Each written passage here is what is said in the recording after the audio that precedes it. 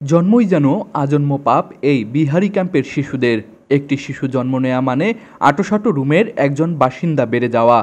রংপুর মহানগরীর আলমনগরের ইস্পাহানি ২ নং বিহারি ক্যাম্পে ৩০০টি ঘরে বসবাস করেন ১৬০০ মানুষ। পরিবারের ৫ থেকে ৬ জন সদস্যের জন্য বরাদ্দ মাত্র একটি ঘর। একটা ঘরে ৪ জন ৫ জন থাকে, জায়গা হয় না, ঘরের সমস্যা। একটা বাড়িতে ২ জন ফ্যামিলি থাকি, শাশুড়ি উড়িশরিকে নিয়ে।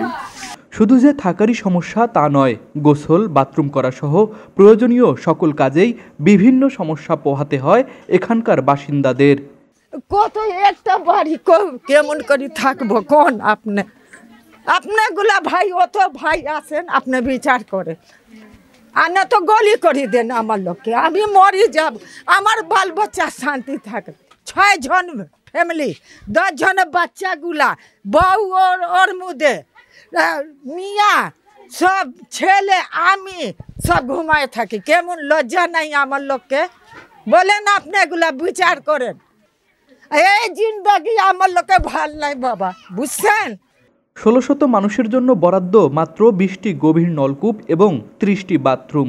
বাথরুমগুলোর ১৫টি ব্যবহার করেন পুরুষরা এবং ১৫টি মহিলারা। একটা কলের উপরে মনে করে 10 জন আমরা থাকি।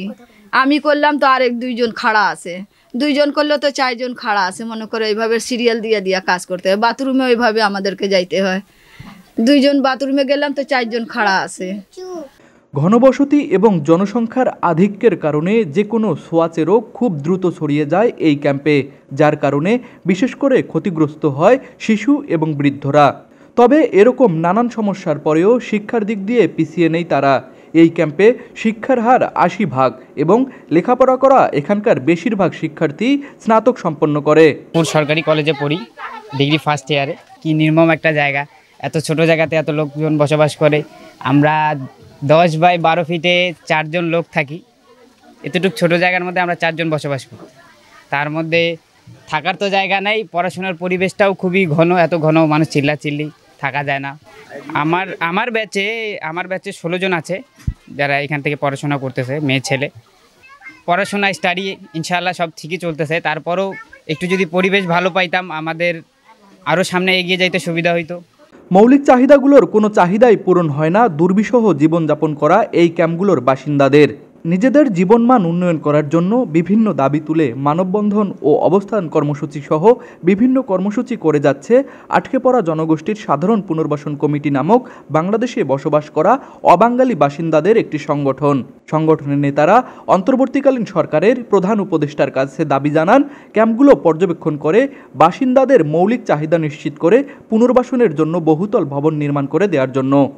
ডাক্তার ইউনূস সরকার একটু আমাদের উপরে সুনজর করুক, আর আমাদের যে রুমগুলো আছে, যে বাড়িগুলো আছে, যেখানে যে ক্যাম্প আছে, সেই ক্যাম্পটাকে যদি বহুতল ভবন করে দেয় তো আমাদের জন্য খুব ভালো হবে। কারণ যে আমরা ওটাতে মানে একেবারে পুনর্বাসন হয়ে যাবে। 2টা আমরা তো বেশি চাই নাই। আমরা আগেও সরকারকে আমরা জানাইছি যে আমাদেরকে 2টা রুম, একটা কিচেন, একটা বাথরুম দিলেই আমরা যথেষ্ট আমরা খুশি থাকব। এদিকে সচেতন নাগরিক সমাজ মনে করছেন দ্রুততম সময়ের মধ্যে তাদের পুনর্বাসন করা না গেলে এটি জাতীয় সমস্যায় পরিণত হবে। এই জায়গাটায় সরকারের একটা কঠোর সিদ্ধান্ত থাকা দরকার। তাদেরকে যদি তাদের প্রত্যাবর্তন করবার সুযোগ নাই থাকে তাহলে তাদেরকে কর্মমুখী করা, তাদেরকে পুনর্বাসনে এবং তাদের পরিবারের শিক্ষার যে ব্যাপারটা আছে সেই জায়গাগুলো এবং স্বাস্থ্য ঝুঁকি যাতে না হয়, সেখান থেকে যাতে দুরারোগ্য এবং যেগুলো জীবাণু ছড়ানোর মতো যে ছোঁয়াচে রোগগুলো আছে এগুলো যাতে ছড়াতে না পারে, এই বিষয়গুলো কিন্তু সরকারের দেখভাল করা দরকার। তা নাহলে হবে কি, এই জায়গাগুলো থেকে ক্রমান্বয়ে জনসংখ্যা বাড়বে, সেখানে স্বাস্থ্য ঝুঁকি বাড়বে, সেখানে শিশু মৃত্যুর হার বাড়বে। এই বিষয়গুলো কিন্তু মাথায় রাখা দরকার এবং আমার মনে হয় যে এই বিষয়ে বর্তমান অন্তর্বর্তীকালীন সরকার একটা স্থিতিশীল অবস্থা আসলে বা পরবর্তীতে যে সরকারে যারা আসবেন তাদের এই বিষয়টা ভাবা উচিত, সরকারের সিদ্ধান্ত নেওয়া উচিত। একদিকে মানবাধিকার জন্য লঙ্ঘিত না হয়, আর একদিকে তাদের অধিকারের জায়গাগুলোর জন্য বঞ্চিত না হয়, আর একদিকে স্বাস্থ্য ঝুঁকি যেগুলো আছে সেই জায়গাগুলো কিন্তু তাদের ভেবে রাখা উচিত। তা না হলে একটা পর্যায়ে কিন্তু আমাদের জন্য এগুলো অত্যন্ত সামাজিক ক্ষতিকর জায়গা হিসাবে পরিগণিত হবে। এই ক্যাম্পের বাসিন্দাদের কাছে মানবাধিকার যেন বইয়ে লিপিবদ্ধ শুধুমাত্র একটি শব্দ মাত্র, কেননা মানবাধিকারের কোনো অধিকারই পাচ্ছেন না তারা। বাংলাদেশের জন্ম এবং বাংলাদেশের বৈধ নাগরিক হওয়ার পরেও পূরণ হচ্ছে না নাগরিক অধিকারগুলো, সেই সাথে পূরণ হচ্ছে না মৌলিক চাহিদাগুলো। এমনই অবস্থা রংপুরের 13টি বিহারি ক্যাম্পের। রংপুরের এই 13টি বিহারি ক্যাম্পের 25,000 বাসিন্দা করছেন মানবেতর জীবনযাপন। তুষার আচার্য, RCTV, রংপুর।